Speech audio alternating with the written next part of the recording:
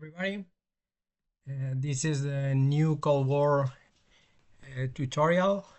The game is going to be published by Buka Simulations.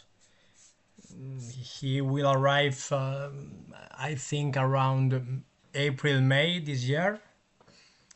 Game is, I think, it's already produced and is soon is going to start to came here to Germany and to US. Sorry.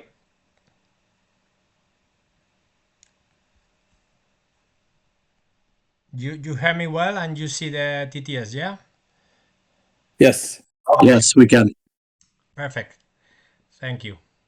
Okay, so I'm going to try to explain you, I think, in 45 minutes the main mechanics of the game. Okay, it's a game that starts in 1999 with the fall of the Berlin Wall and finishes in 2019 before the start of the COVID pandemic. Okay, it's a game for 1 to 4 players. Okay, we have the four powers. We have US, we have European Union, China, and Russia. Okay, there is some kind of cooperation between the red bloc, Russia and China, and the blue bloc, US and the European Union, but at the end the victory is individual. Okay, so we are going to start explain you the map. Okay, here we have the turn track. The game is divided in 3 decades. Is 30 years, 10 years per decade, and 3 turns in each decade. Okay, in the turn track there is some icons here to show the main phases in the game. I will explain a little bit later. Okay, in the center of the table we have the negotiating table. Okay, this is the place in where every power plays the card that he's going to play, because in this game we receive 4 cards per turn and we play only 3.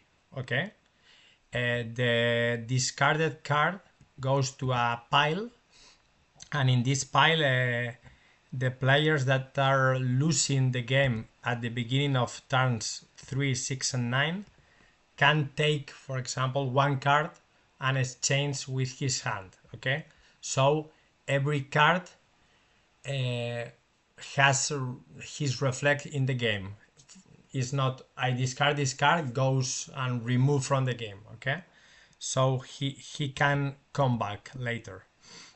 Okay, so in this center every power plays the card because the order of game is flexible, is determined by the cards. Okay, so this is why it's so important this place in the center of the table for place the card.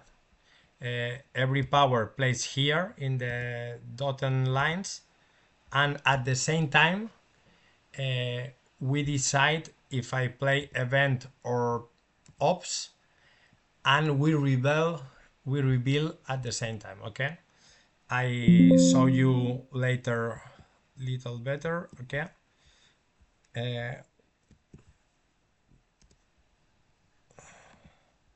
sorry, 1 second, because my computer is stopped right now. Okay, I think it's good. Okay, moment please. Yeah, here at the bottom I'm going to turn the table to see better. We have here 2 different tracks. This one with the crown symbol, okay, is the prestige track. This is an individual track. Every power has his token here. This is the initial position with US in a good position and Russia not good. Okay, it's 1999, so it's logical. Okay, individual track. Here we have the media track. Okay, this is a track that we are going to fight per blocks. The red block try to move the token to his side, and the same for the blue block. So we have to cooperate here with our ally. Okay, and all around the table, okay, we have 7 regions in the map.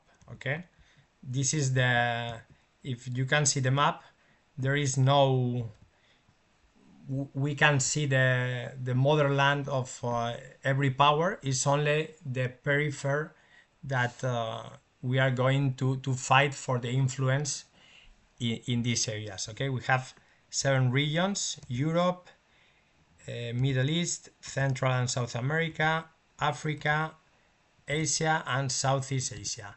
Every region has a box, okay, with important information. For example, in Africa, we can see the minimum number of countries to control the region. In this case is 9, and we have the reward for every power if he gets the control in the global scoring phases. The global scoring is this icon here. At the end of each decade, we have a global scoring phases. We don't have scoring cards in the game. The phases are determined. Okay, this crown here indicates the prestige checks. So at the end of turns 2, 5, and 8, we will see the prestige.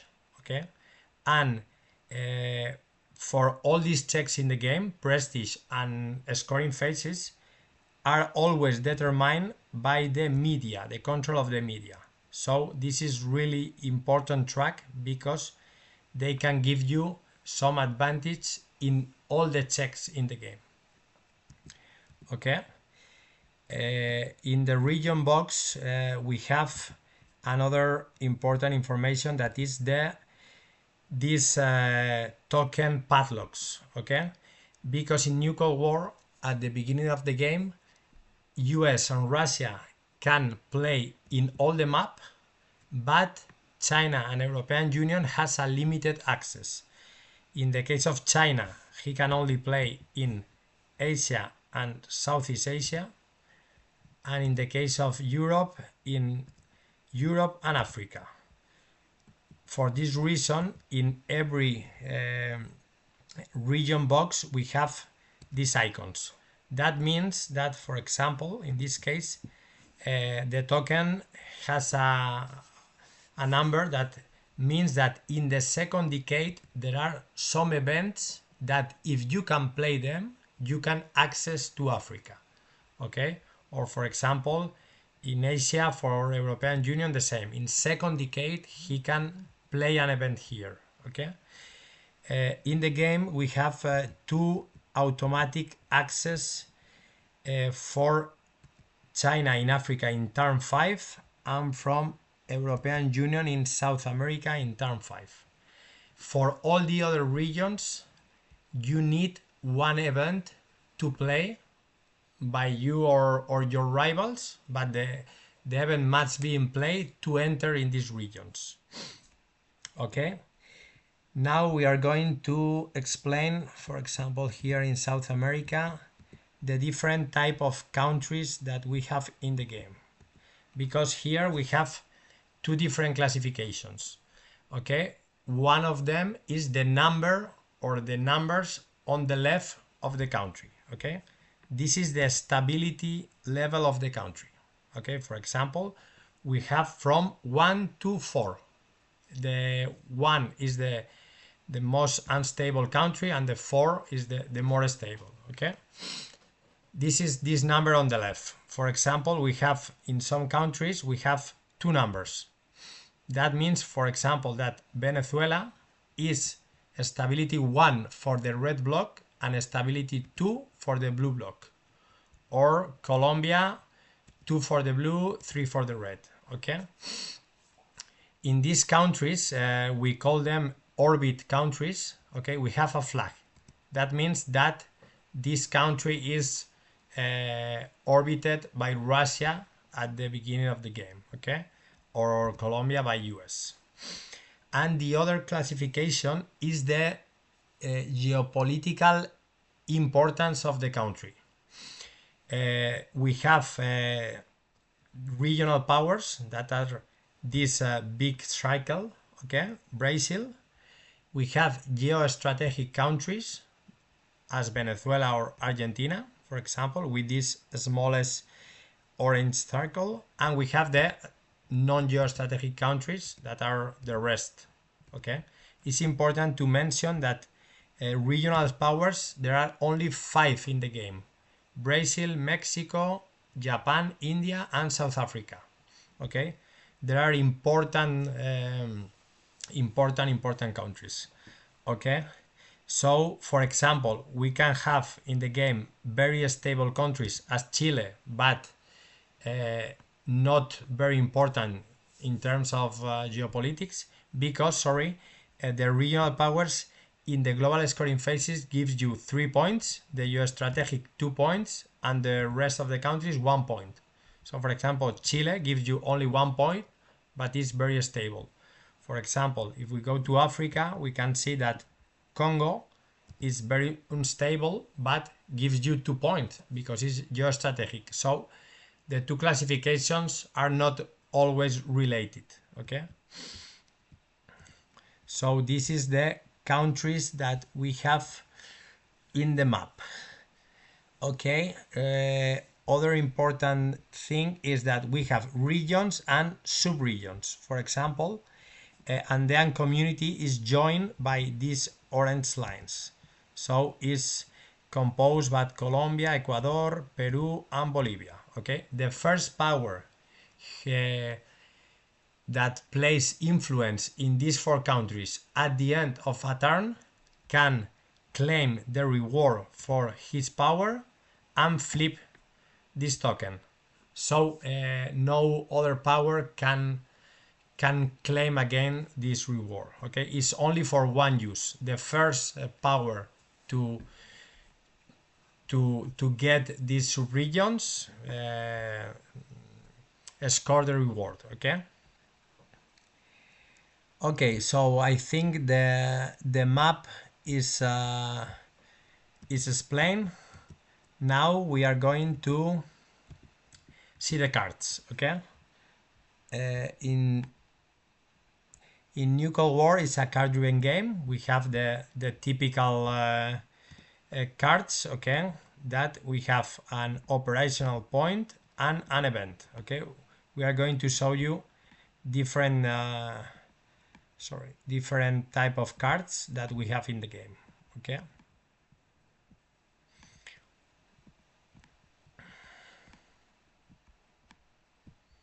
Okay, it's important. For example, we are going to make an example that I'm playing with the Russia player. Okay, when I receive an event from my power, I can decide if I play the event or the points.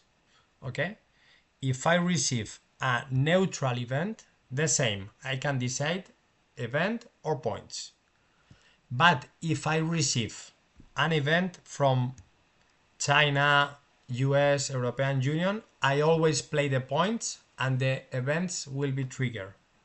Okay, and the same for the negative cards. They are shown by this black background in the number. Okay, this is a negative card, or this is a neutral negative card. In these cases, the negative cards, always you have to play by points, because you never choose a negative event instead of points. So always the negative events will be played. Okay, and we have these cards are the bigger negative, the crisis cards. There are 5 in the game. Okay, they has this more black on the left column. Okay, and we have a 0 points. Okay, these cards you have to play always if you have in your hand, You can discard, you can exchange, you can veto. I will explain this mechanism later. Okay, but it's important that you have to play always. Okay, and we have another kind of card that is the war cards, that is with this missile symbol in this black circle. Okay, why in the negative cards of 2 or 3 points and the war cards we have a double number? Because, for example, if I'm playing with Russia and I play this negative event for China, I will play only 1 point because I'm creating a negative effect on my rival. Okay, in the case I am China, I play 2 points. Okay, war cards. We have to see if the country that the war affects is controlled by a rival or is empty. In this case, the war take place and we play 2 points. Or in the case the war won't be executed, I will play only 1 point. Okay, this is some mechanism of compensation for creating negative events or not benefiting for a war card to a rival. Okay, so this is the different cards that we have in the game. Okay, 1 second please. Let's imagine, okay, that we are going to play 4 cards. The players, as I told you before, place the card in the dotted lines. Okay, and we are going to show at the same time. So we flip the cards all together and we place in the correct position. For example, Russia is playing a negative card, so always here. The crisis cards are the first card that you play always, so we play as an event. In this case, for example, China can choose points or event. Let's imagine that he decides the event. And for example, US, again a negative card, he has to play by points. So in this case, we are going to determine who is going to play first. Okay, the crisis cards always are the first. Okay, but after that, we play the events, and the events from the highest to the lowest operation points. So in this case, there is only one event after the crisis card, so we play, China play this event. And after that, we play the card by points in the same way, from the highest to the lowest. So in this case, this is a 2-point card, unless US is going to play only 1 point, but he played before, and after that, Russia play 1 point. So this is the way of determine the order of play. First, events from highest to lowest, after points in the same logic. Okay, in the case there is some tie, we need to see the victory point track that goes around the table. And for example, at the beginning of the game, it's normal that there is a tie here. We go to the prestige track to break the tie in the case we need. Okay, so in these cases, the player that is winning play before.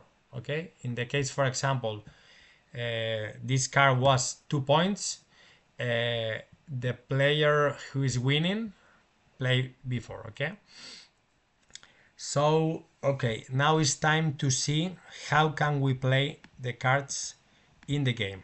We have 6 ways to play in. Okay, let's imagine that China is playing this 3, well, sorry, let's go to make here. Imagine that Russia has played these 3 points, and after that, always in this order, first the points, after that China will benefit from this event. Okay, but I show you how can we play the points. Okay, for example, with 3 points, the first option is to take control of countries or remove control from a rival. For example, Brazil is stability 2. That means that you need 2 points to enter in this country.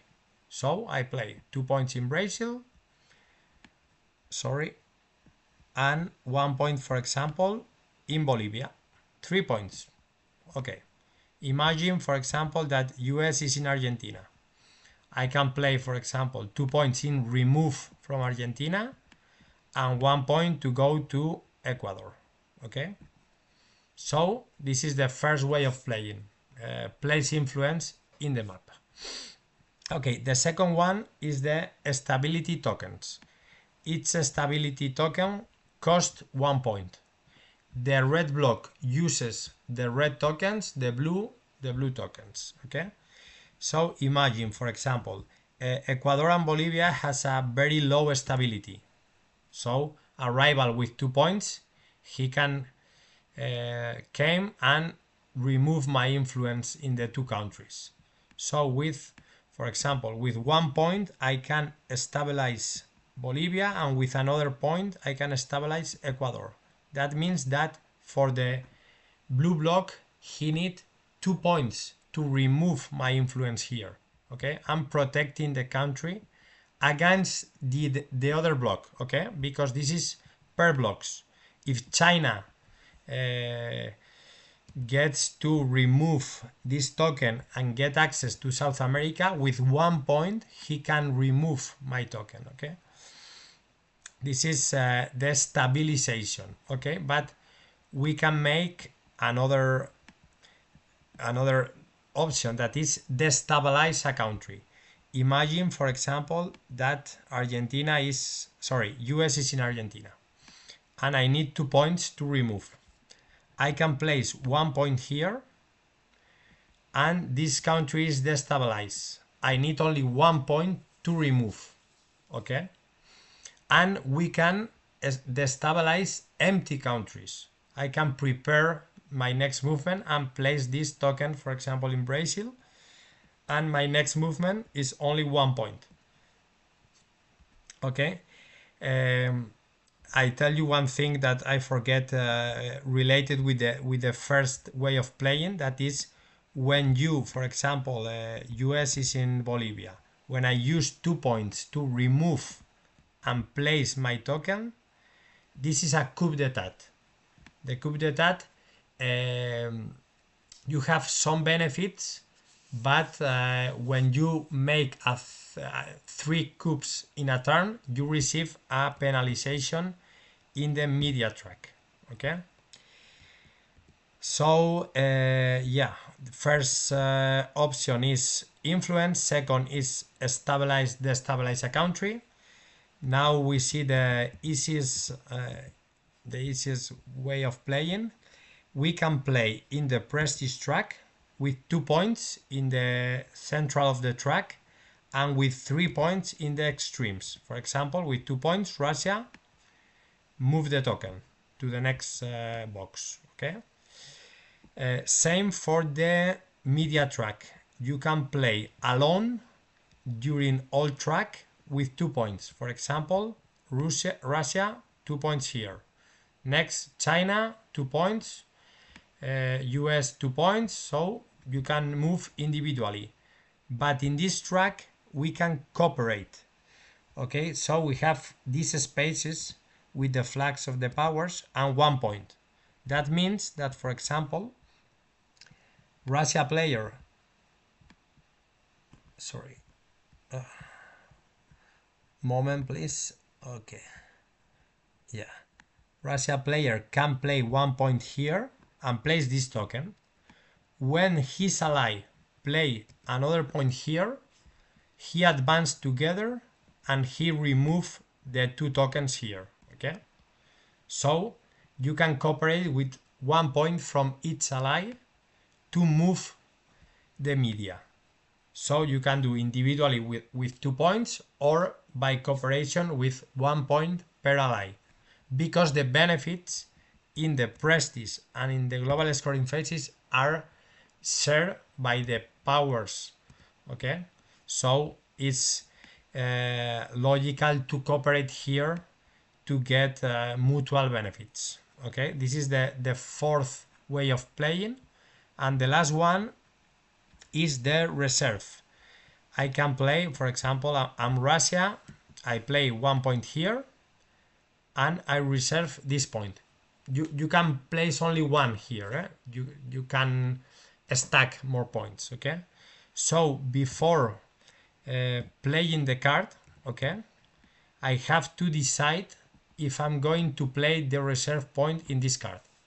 In this case, for example, I have 3 points plus 1, 4 points. Okay, that this is the maximum you can play in a with a card. Okay, you can play, for example, a 4 point card and place a reserve in the card and play 5 points. This is not possible. Okay, but for example, imagine that I'm the China player and I'm decide to play as an event with, this is a China token. Okay, I play the event and after that I will play one operational point. Okay, it's not only to increase the value of the card. You can play event with combination of one operational point. Okay, so this is the 5 way of playing the cards. Okay, the game is easy in mechanics. Okay, so normally in half an hour, 40 minutes, you can explain and start playing, and in I think two turns, 3 turns, you can dominate the rules of the game. Okay, it's more complicated to dominate the events or the strategies. Okay, and the objectives. That is the next thing I'm going to explain, because in the game we have 2 ways of winning. Okay, we can win by objectives. This is an automatic victory, or if no one can win by objectives before turn 9, the victory will be by points. Okay, so in the game, as indicated in the turn track at the beginning, you receive 3 objectives from a personal deck. Every power has a personal deck of 8 objectives. Okay, you receive 3 of them and you choose 2, and the discard objectives will be removed from the game. Okay, in the turn 5 you receive an extra objective randomly from the deck. So in a normal game you use 3 objectives from this 8 deck. Okay, if one power fulfill 2 objectives during the game before turn 9, he win, and he can declare only one objective per turn. Okay, it's not possible to in turn 7 you show 2 objectives, I have win. No, you need to declare maximum 1 per turn. Okay, objectives, let's show you some of them. Okay, objectives normally focus, for example, in different things of the game. For example, in this case, I have to control Middle East and South America, 2 regions. Okay, other objectives can be, for example, control 11 orbit countries, these countries with my flag in the map, and have some prestige more than 0, for example, or control Middle East with 2 regional powers, these 5 very important countries, and media above 1. So we have different combination between regions, prestige, media, orbit countries, regional powers, geostrategic countries. So this is a combination of different things. Okay, I have forgot to tell you, sorry, that when you play points in the game, you can combine. Okay, you can place influence, you can place prestige, media, reserve, combination of every type. Okay, the only rule is that you can play, for example, 4 points to move to position the media or to position the prestige. This is not allowed, but in all the cases you can combine. Okay, So this is the objectives, okay? That is the only way to fulfill an automatic victory. Okay, for example, let's explain. In this case, I need to control Middle East or South America. How I can control a region? Okay, I show you. Okay, we need to fulfill two conditions. Okay, the first one is have the minimum number of control of countries of the region. In this case, 4 countries. So we need to have 4 flags here. And the second condition is have, for example, more points than my rivals. 1 second, please. Let's imagine that Russia has these 4 countries. Okay, he fulfilled the first condition, and they don't have opposition of another player, so he control Middle East, sorry, South America. But let's imagine, for example, that US is in Brazil and in Argentina. I have told you before that the regional powers gives you 3 points, the geostrategic 2 points, and the normal countries 1 point. So Russia has 4 points, but US has 3 from Brazil and 2 from Argentina, so has more points than Russia. So he's not fulfilling this second condition, only the first. Okay, so imagine that US has another country control, for example, in Venezuela.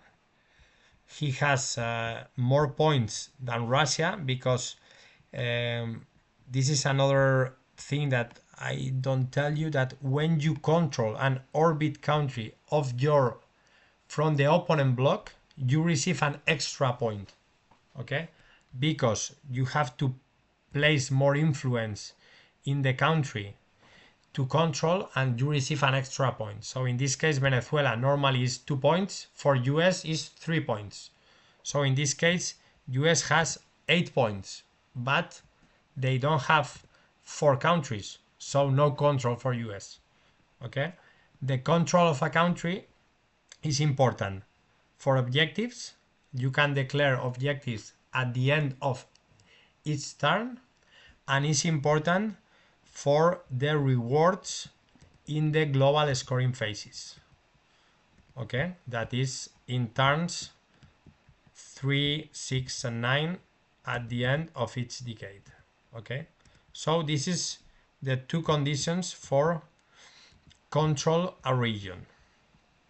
Okay, so let's see another mechanism that is the only way to avoid, for example, that one event takes place. That is the veto. Okay, every power, let's see here, has normally 3 vetoes, but Russia and US has another extra veto for the first decade.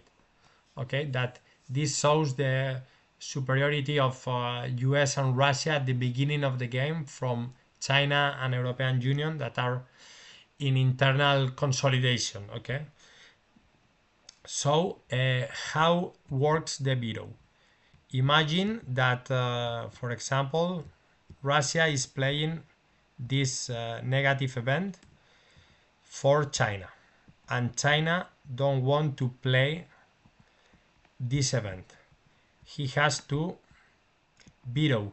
Okay, so he take the veto of 2 points and place in the card, so the event won't be in play. The points of Russia, the point that is going to play, is not affected by the veto. You can play the point, by the event of the card won't be executed, but the veto is not free. Okay, you have a political cost. So if you use the veto of 2, you lose 2 victory points.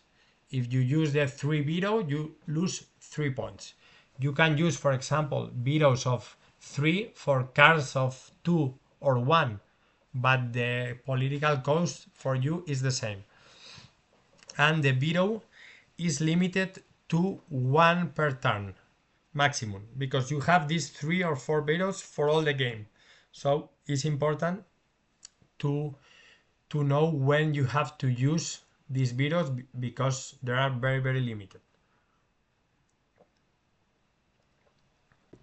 I think that with this mechanism I have explained the main rules of the game. Okay, I think there is nothing more. As I told you, it's an easy game to play but hard to dominate, okay, because we have 135 events in the game. In a normal game, you play around 90 cards, so you have like 45 cards that won't be used. Okay, another thing important is in the game, for example, let's see this card. We have a trash can symbol at the bottom of the card. When you play this card as an event or as points, these cards always will be removed from the game.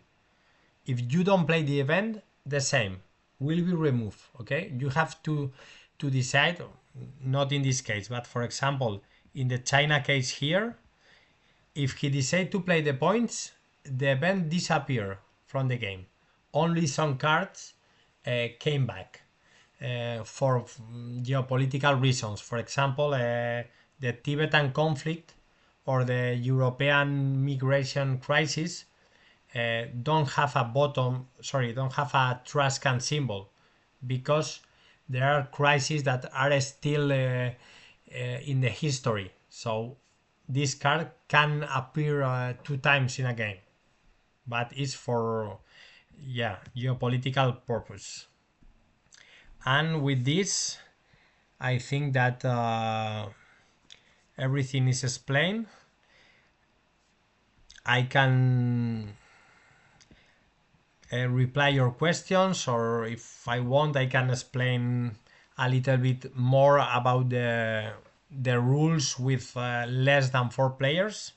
Okay, because game is prepared for 3, 2 and 1 player.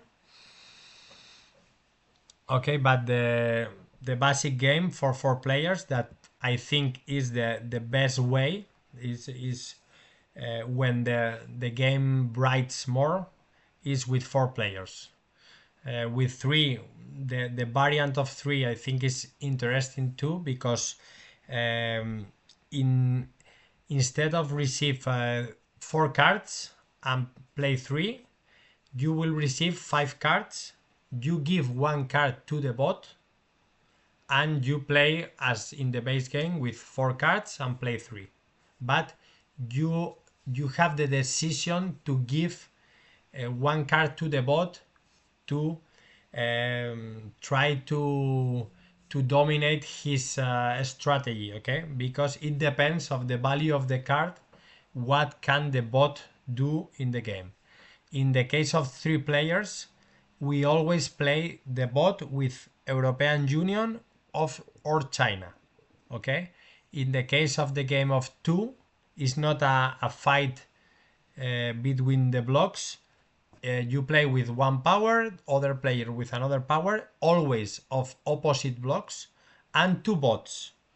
And in the solitaire mode, you play with 3 bots. Okay, for the bots, we have create 3 difficult levels. So you have the easy, intermediate, and hard mode. So you can choose how challenging could be the bot in the game. If you choose you are playing 3 people and choose an easy bot, it's only a 1 player more that normally is not going to win 1 human player. But if you want, for example, a challenging, you place an intermediate or hard bot, and you have to play against the other players, but against the bot too. Okay, and the way of playing in these 3 modes is simple. It's like a diagram of 7 steps, and and I think is easy to play. Okay, the bot always influence only in three regions. For example, in the case of Europe, starts in Europe, Africa, and South America. Okay, he's going to jump between these three regions, and he's going to play in the presses, in the media. Okay, because the bots always play the power cards as an event, and the cards of other players as operational points. Okay, so it's an easy way to play, but as I told you, for me, four is the best way, but three I recommend. With one or two, I think it's one is more for self learning of the game, but it's challenging. And there are people playing in TTS in solitaire, and yeah, I'm enjoying the game. So okay, I'm thank for being here, and I can reply your question. Any doubt about the rules, the mechanics, or whatever you want. Thank you.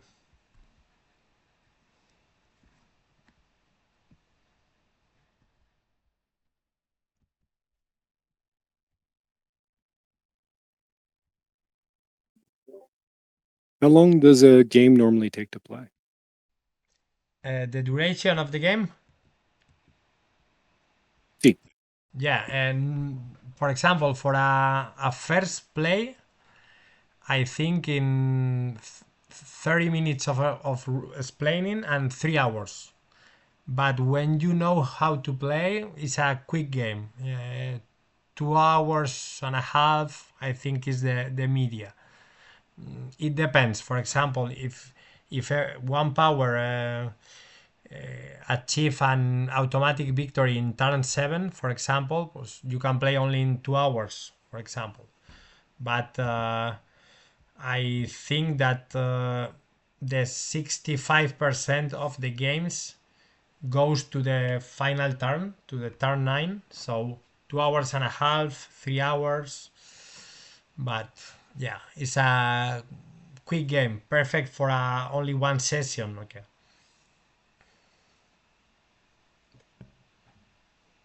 I'll share. This is Jerome. I played the game at WBC last year. Patrick brought the playtest copy of it. We just pulled in a couple of different players. Like was said, he taught us the rules. I don't know. He gave us some basic rules in probably 15 minutes, and we were out and off to the races.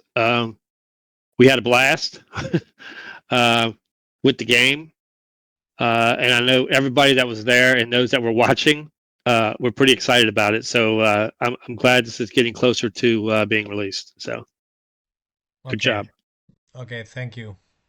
Thank you. Yeah, we are we are from Spain. Okay, so we have here different conventions here in Spain, important, like with 350 people, for example, or 300. Okay, and we have been in these conventions for, I think now is the second year. Okay, for us, because we are pretty new in this world of the war games. This is not a war game; it's more a thematic. Okay, but the general opinion of the people is this, that it's a game that is quick, but it's very with a lot of interaction between players, because the first half of the game you need to cooperate with your ally. Okay, but and after that maybe you start to fight against all the players. Okay, so it's a game that you tell your ally, come on, let's cooperate in the media, let's make this, or try to stop US in this region. I stop European Union here. So a lot of talk between players, but with these hidden objectives is interesting, because there is some kind of cheating in the game that You go to one region to show that your objective is there, but no, you are trying to confuse other players. So yeah, the general opinions are that it's like well, our inspiration is clear. Is Twilight Struggle is for sure in the thematic and in the game, but the players say that it's like a Twilight Struggle for four players, but with more options because you can do more things. Okay, but yeah, we have very good opinions, so we are excited to be the game in the tables and start people playing. So, but yeah, in 2 3 months we will be there.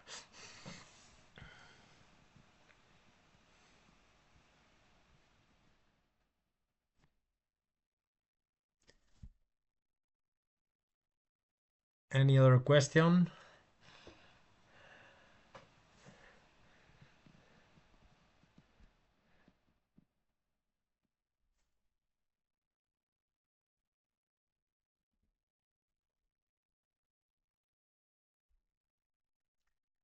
So thanks for be there. Thanks to Jeff to organize this demo.